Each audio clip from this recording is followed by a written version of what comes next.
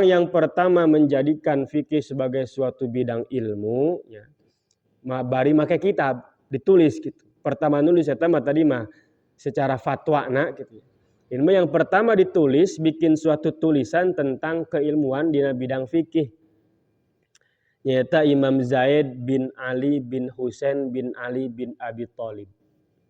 Jadi cucu Rasulnya. Imam Zaid bin Ali bin Husain bin Ali bin Abi Thalib jeung Siti Fatimah binti Rasulillah.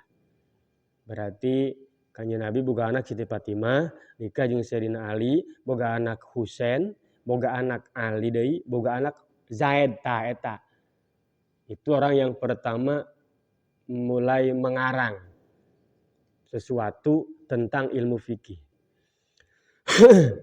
Dia tuh punya murid, Imam Zaid itu, Zaid bin Ali itu. Siapa muridnya? Yang pertama membukukan bidang fikih sebagai suatu ilmu nyaeta Nu'man bin Sabit anu disebut Ibnu Abu Hanifah teh Imam Hanafi. Itu murid daripada Zaid bin Ali bin Hasan bin Ali bin Abi Thalib dan Fatimah binti Rasulillah. Ngarana ieu ilmu teh disebut ilmu fikih ngarana atau ilmu hukum syara, ilmu tentang hukum syara. Aya menyebutkeun ilmu halal haram. Ada yang bilang ilmu cabang agama. Sehingga fikih mah pasti berbeda, namanya cabang kan tidak satu. Kalau pokok tah, karak hiji cabang mengabadeg. Makanya fikih itu pasti berbeda karena dia cabang ilmu dari agama, cabang agama. Selama perbedaan itu memang aya dasarna tidak masalah. Istimdad itu pengambilan. Pengambilannya adalah dari Al-Qur'an dan hadis serta ijma' dan qiyas. Quran jelas, hadis jelas. Ijma' itu kesepakatan ulama.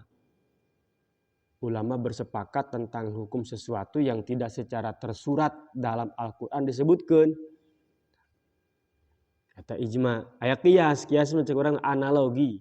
Seperti tadi, zaman Kangjeng Nabi teh eueuh naon ganja eueuh. Tapi kan kuari aya, ieu kumaha hukumna ieu? Karena ada sesuatu itu ada pasti ada hukumnya. Mun encan aya tateangan, ieu naon ieu hukumna kumaha ieu?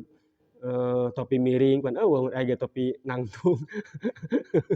Eueuh kan zaman Kangjeng Nabi mah gitu kan. Non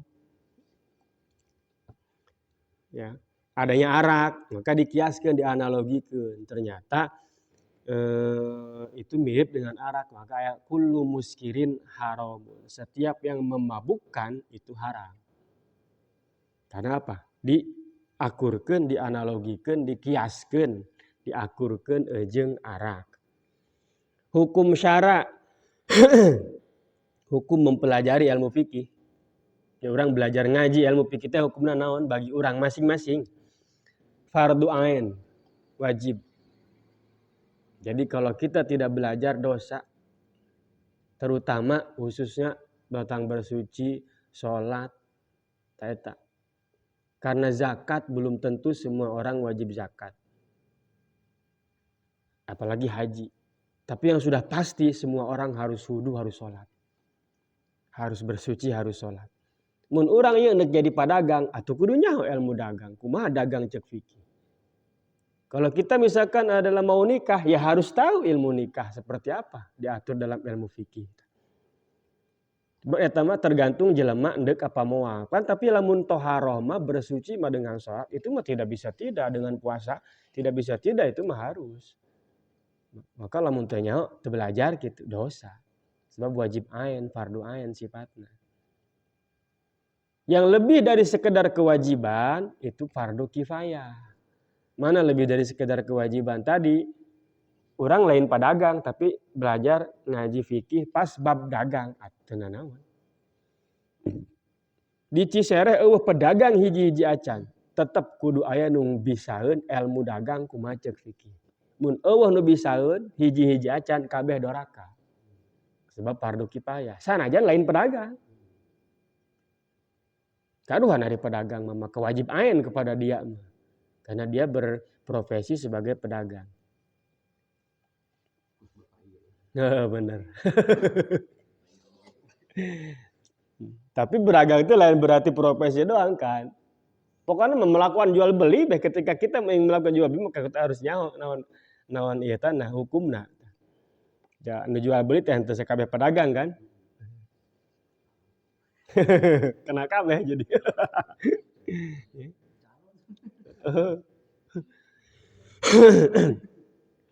Naon sih kumarin eueuh transaksi.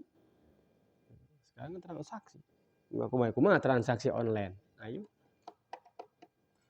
Kan tidak ada zaman Kangjeng Nabi. Tah didinya teh aya kias tadi teh. Aya ijma. Teangan di dina Al-Qur'an moal aya jual beli online. Coba meuli pulsa sama ge. Mana eta meuli pulsa? Meuli listrik, token. Itu kan tidak ada. Maka perlu dicari, maka tadi itu dengan kias, dengan ijma. Saya pokok-pokoknya mah aya. Mungkin model jual belinya sudah berbeda, tapi pokok dasarnya itu geus diterapkan ke ulama. Sehingga tinggal mencari saja. Masalah yang terdapat di dalam ilmu fikih itu ya segala sesuatu yang berkaitan dengan fikih, macam kewajiban sholat, bersuci sebelum sholat itu harus bersuci, wudu teh kumaha, mandi junub teh kumaha. Itu masalah-masalah yang ada dalam ilmu fikih.